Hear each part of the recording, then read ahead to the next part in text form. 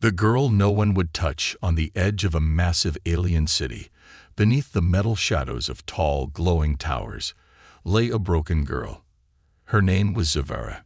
She was once a dancer, graceful and full of light, but now she could not move her legs. They were swollen, covered in dark, infected wounds from a recent attack on her village. No one helped her. The people of this city believed the infection was cursed. They thought it would spread through the air, through touch, even through her breath. They avoided her like she was already dead. Zavara stayed near a garbage pile, under a broken shelter. Her skin had turned pale blue, her lips dry. She had not eaten in days. Her voice was weak, almost gone. She whispered for help, but no one came. Aliens walked past her. Some looked at her with disgust, others with fear, none with kindness. "Don't go near her," one alien guard told his son. "She's dangerous." "But she's crying," the small boy said. "Let her cry. It's not our problem," the father said, walking away. Zavara had given up. She stopped asking for help. Her eyes stayed closed most of the time. She only dreamed now, dreamed of her legs moving again, of dancing, of warm hands holding hers. And then, one morning, a sound. Boots, different from the usual alien ones. Heavy, human boots. Zavara opened one eye. A man was standing in front of her. He was tall, with soft brown eyes, and a kind face. He wore a white patch on his shoulder. He was a medic. His name was Ethan, a human. He had come with a peace group to offer help in wounded areas. He knelt beside her. He looked at her legs and gently said, "How long have you been like this?" Zavara didn't answer. She was afraid. No one had spoken to her in weeks. Her voice cracked as she whispered, "You're not supposed to touch me." Ethan smiled softly. "Then I guess I'll be the first to break that rule." He opened his medical bag, took out gloves, but stopped. Instead, he reached out and removed them. His bare hand touched her leg gently. Zavara gasped, not in pain, but in shock. The touch was warm, not cold like she remembered. Her body shook, and tears ran down her cheeks. "You're safe now," Ethan said. Behind him, a few alien guards stood, watching with wide eyes. "Stop him," one shouted. "The girl is infected." But Ethan didn't stop. He carefully cleaned the wounds, applied medicine, and covered her legs. "You can't save her," the guards shouted. "Maybe," Ethan replied calmly, "but I will try." He lifted Zavara gently in his arms. She was light, too light, like a bird that had not eaten in days. As he walked through the streets, aliens moved away. Some shouted, some cursed. "Dirty human. Let her die." "You're crazy." Ethan kept walking. His arms didn't shake. His heart didn't fear. He whispered to her, "Just a little longer. I'm taking you to care." Zavara looked up at him. Her vision was blurry, but she saw his face. For the first time in many days, she smiled. Weak, but real. "Thank you," she whispered. At the human medbay, they cleaned her wounds again, gave her clean water, soft blankets, gentle care. Ethan stayed beside her bed all night. He checked her breathing, changed her bandages, talked to her. Outside the medbay, other humans argued. "We can't help every alien," one said. "This might cause problems with the Alien Council," said another. But Ethan said only one thing. She was alone. Not anymore. As Zavara slept that night, a single tear ran down her cheek, but not from pain. For the first time in a long time, someone had touched her without fear, and that changed everything. Whispers in the corridor. The next morning, sunlight crept through the thin glass of the medbay ceiling. Zavara blinked slowly, confused. She was lying on a soft bed. Her legs were wrapped in fresh bandages. The scent of clean air and warm soup floated around her. It felt like a dream. But it wasn't. Across the room, the human medic named Ethan sat beside her, asleep in a chair, his head resting on the wall. His arms were crossed, but his hands were still stained with the color of her blood. He hadn't left her side all night. Zivara watched him quietly. No one had ever done this for her, not even her own people, not her friends, not her family, not the alien doctors who walked past her when she begged for help. For the first time, she whispered his name, barely loud enough. Ethan. He woke instantly, like he had been waiting for her voice. He smiled. Good morning. You made it. Why did you stay? She asked softly. Because I promised you, he said. No more crying alone. Outside the medbay walls, the news of what happened began to spread like wildfire through the alien city. A human touched the infected girl. A human broke the contact laws. A human brought danger into the alien district. In the high alien council building, long corridors filled with guards and politicians buzzed with whispers. This could cause panic. What if the infection spreads? Humans are reckless. Meanwhile, inside the medbay, Zivara slowly started gaining strength. She could move her arms now. She ate soup, drank water, and even smiled faintly when Ethan told her quiet stories from Earth. He spoke of green forests, deep oceans, and peaceful villages, places she had never seen, but now dreamed of. But peace would not last long. One evening, while Ethan was cleaning her wounds, a group of alien soldiers entered the medbay. Their armor was dark silver, and their faces were stern. One of them read aloud from a glowing tablet. Human Medic Ethan Stone. You are ordered to immediately cease contact with the infected alien subject. Failure to comply will result in removal and arrest. Ethan stood calmly. She has a name. Her name is Zivara. And she is not a subject. She's a patient. This is a violation of Alien Safety Law 438, the guard said coldly. You will be removed now. Ethan placed himself between them and the bed. Then you'll have to carry me out.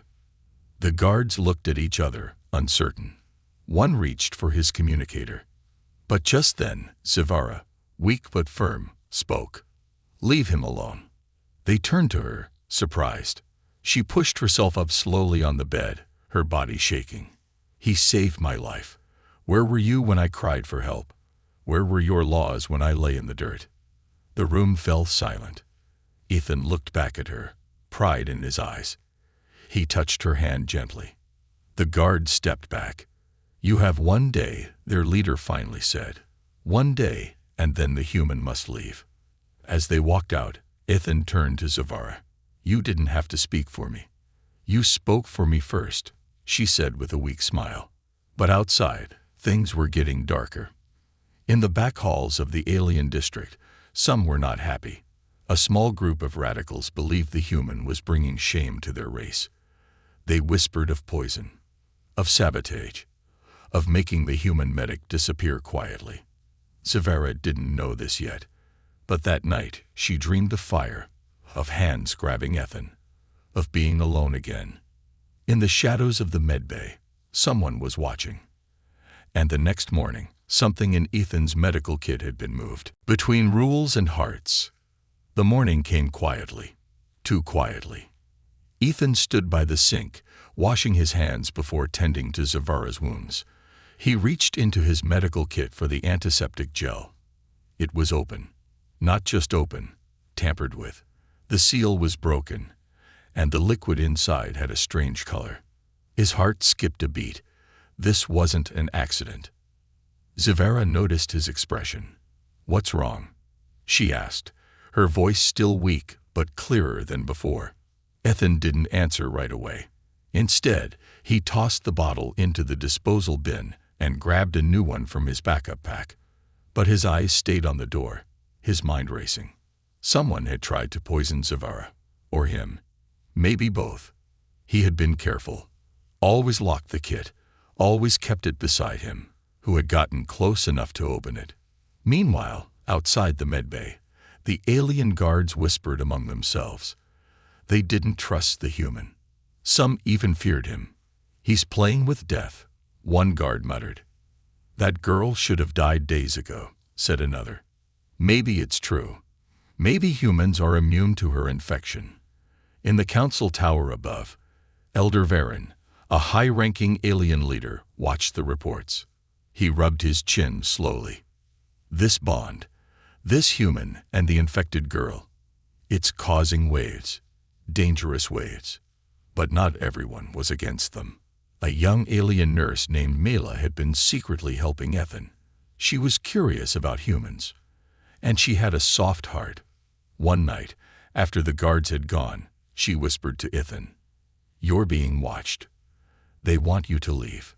Tonight, they tried to switch your medicine with acid. If you hadn't noticed." Ethan nodded. "I figured. They say your care is unnatural, emotional. They don't understand it. Healing without care is just mechanics," Ethan replied. "I'm not a machine." Mila looked down. "They will come for you soon. But I think she's starting to love you." Ethan didn't speak. His fingers tightened around the edge of the table. Meanwhile, Zavara was healing slowly, but her emotions were confused and strong.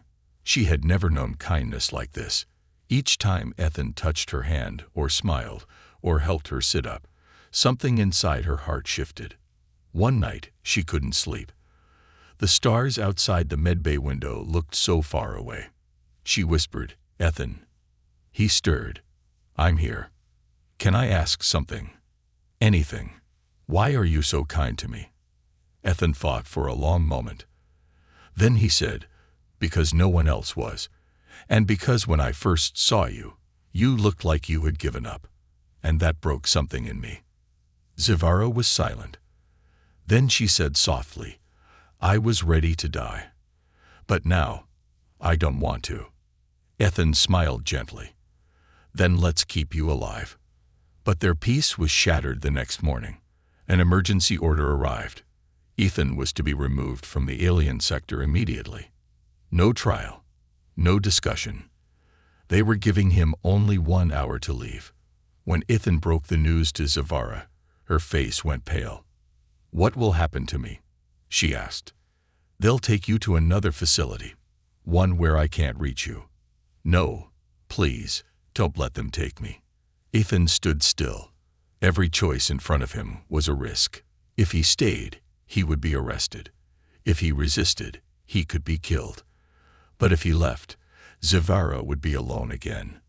He touched her cheek gently. "I'll find a way. I swear to you." Zavara clung to his arm. "Please don't go." But footsteps were already coming down the corridor. Armed guards, heavy boots, locked orders. Suspense filled the air. What would Ethan choose, his freedom or her life?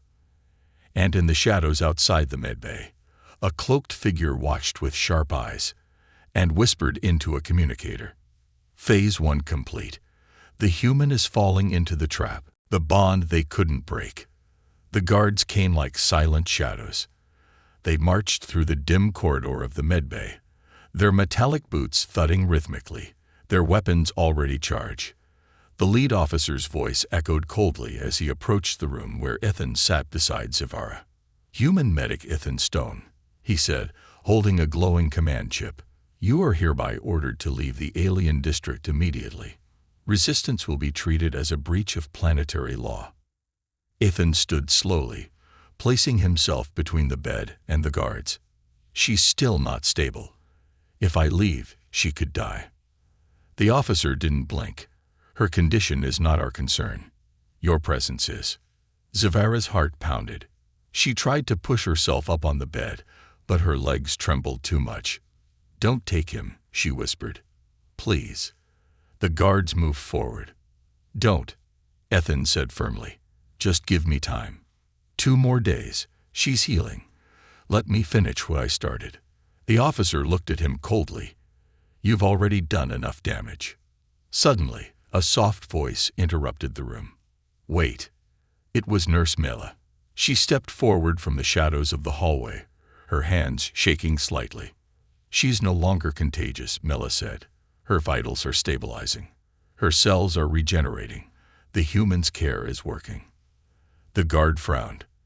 "That doesn't change the law." But Zavara's voice cut through the tension like a blade.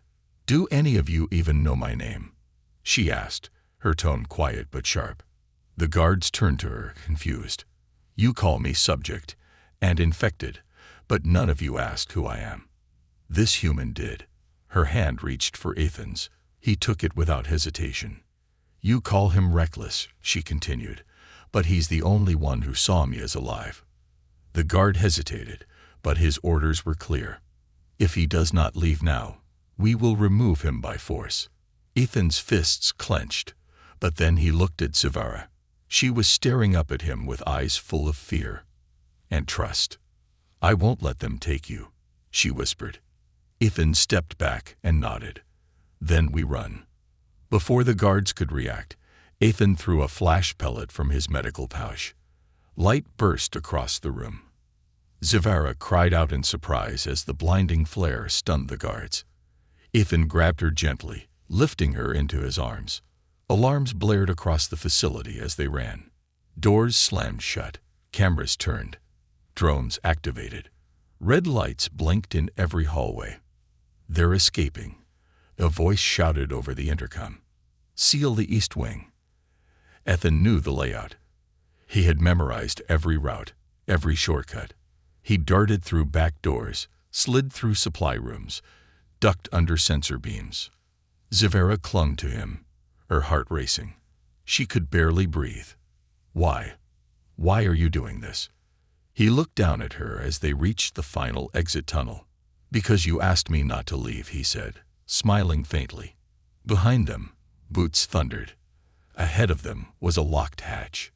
Mela appeared again. Here, she handed Ethan a bypass card. This will open the emergency gate. Ethan swiped the card. The hatch slid open with a hiss. Go, Mela said. I'll buy you time. Zavara looked back at her. Thank you. Mela nodded once. Don't let them break what you've built. Ethan and Zavara disappeared into the dark escape tunnel as guards poured into the corridor behind them. The hatch sealed shut. Inside the tunnel, silence returned. Ethan laid Zavara down on a padded crate, catching his breath. We made it, she whispered. For now, he replied. Outside, the alien council was in chaos.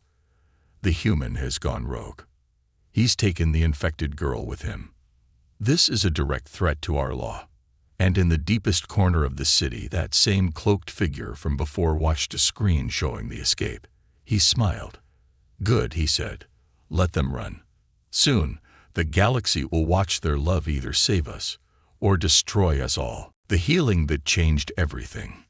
Deep within the old transit tunnels beneath the alien city, the air was thick with dust and silence. Long abandoned by travelers and forgotten by the public, the underground maze had become Ethan and Zavara's only hope for survival. They moved slowly. Zavara was wrapped in a blanket, her head resting on Ethan's shoulder as he carried her. Her breathing was soft but steady. The infection in her legs was healing, faster than anyone expected, but her strength had not fully returned. This place feels haunted, Zavara whispered. Better ghosts than soldiers, Ethan replied, managing a tired smile. A few meters ahead, the tunnel split. Ethan paused, unsure which path to take. Zavara pointed weakly. Left. The air smells cleaner that way. He followed her instinct. They passed through a narrow shaft that opened into a wide storage chamber. Inside were old medical containers, sealed boxes, and broken machines covered in vines and dust. Ethan laid her down on a soft pile of padding and looked at her legs. What he saw shocked him. The infection was almost gone. The black, swollen wounds had shrunk. Her skin, once dry and cracked, was now glowing faintly with a silver shimmer. It wasn't just healing. It was changing. Zavara, he whispered. This shouldn't be possible. Her eyes opened. What do you mean? Your cells, they're regenerating. Not like normal healing. It's accelerated. Zavara sat up with effort and looked down. She too was stunned. I've never seen anything like this, even among my kind. Suddenly, a voice echoed from the shadows. Because it's not just healing, it's awakening. Ethan grabbed a metal rod and turned toward the sound. A figure stepped into the dim light, a tall alien with glowing red eyes and a long black coat. "Who are you?" Ethan asked. "Someone who's been watching," the stranger replied. "My name is Kiran. I served under the old empire before your kind arrived." Zavera frowned. "What do you want?" "I'm here to tell you the truth. Your infection was never an infection. It was a dormant code, genetic programming, left behind by your ancestors." Ethan narrowed his eyes. "What kind of code?" "A genetic lock," Kiran said slowly, "hidden in rare bloodlines, meant to stay buried, until someone with great emotional energy, a powerful connection, activates it." He turned to Ethan. "You, human, your touch, your care, your love." It triggered the change. Zavera looked at her hands. They shimmered faintly in the tunnel light. "So I was never dying." "You were waiting to become something new," Kiran said. "But that transformation is feared by the Alien Council. They know what you are now, and they're terrified." "Why?" Ethan asked. "Because if she completes the change, she won't just heal others. She'll become the cure for every sickness in our species, and that power, should it be joined with a human, might end the old bloodlines forever." Zavera's voice trembled. "Then they'll never stop chasing us." Kiran nodded. "No, they won't." Just then, loud clanging echoed through the tunnels.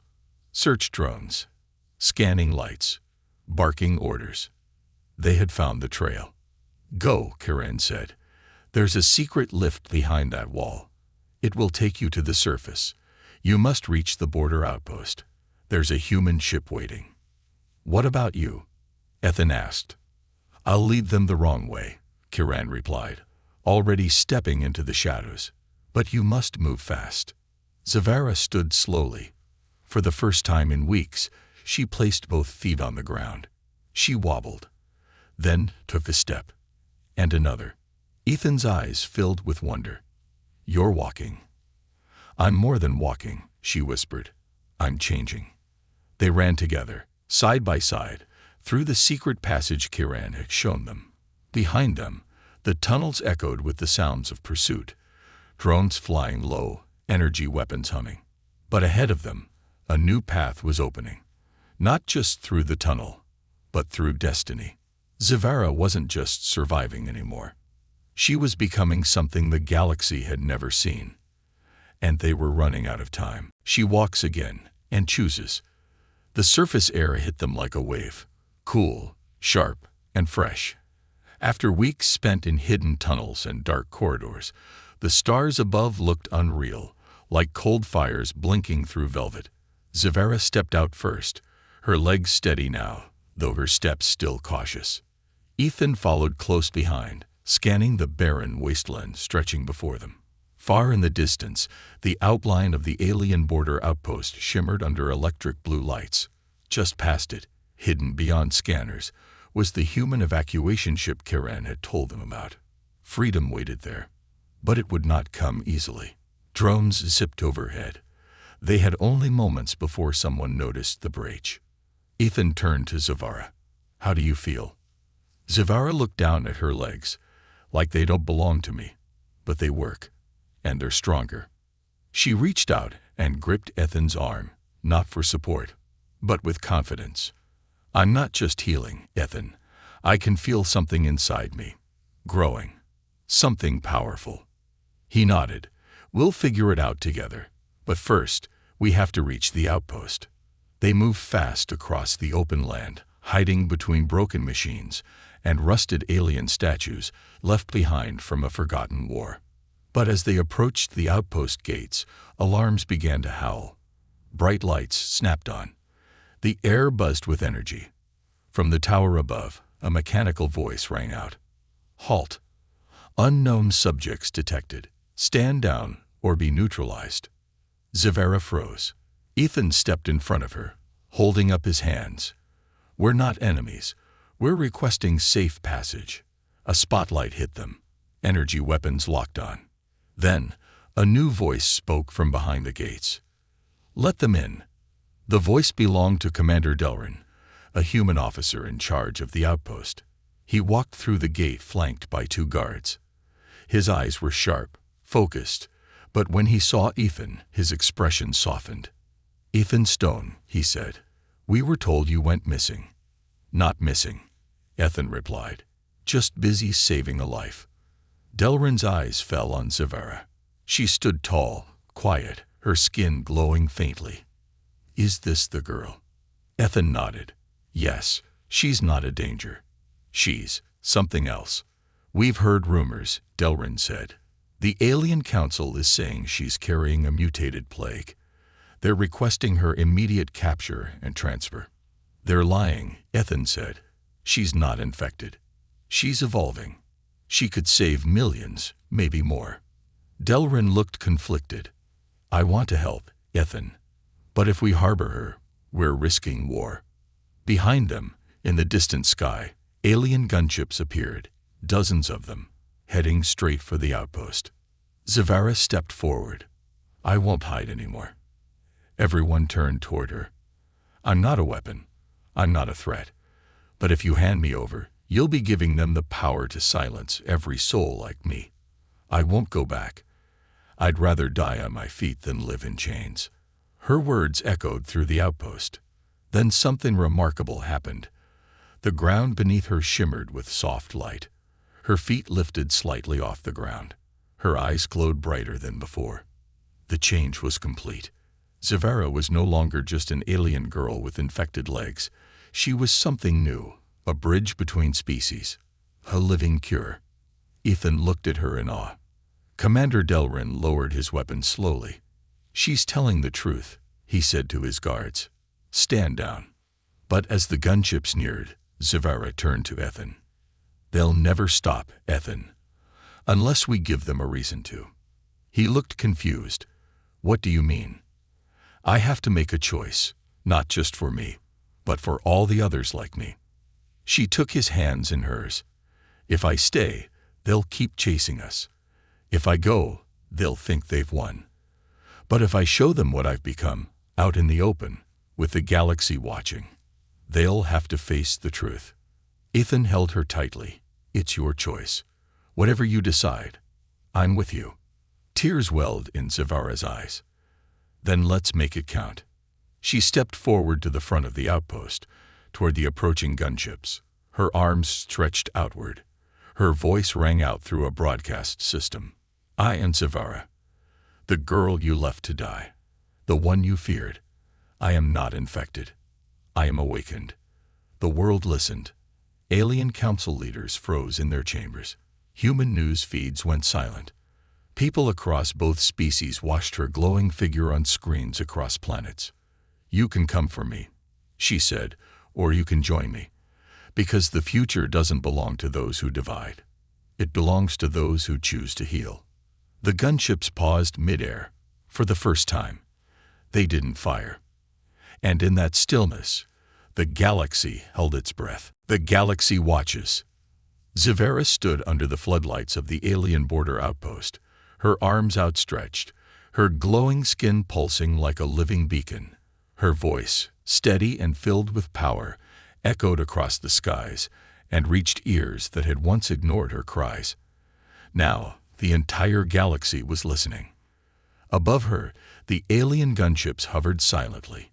Soldiers inside their cockpits stared at her through tinted glass, unsure of what to do.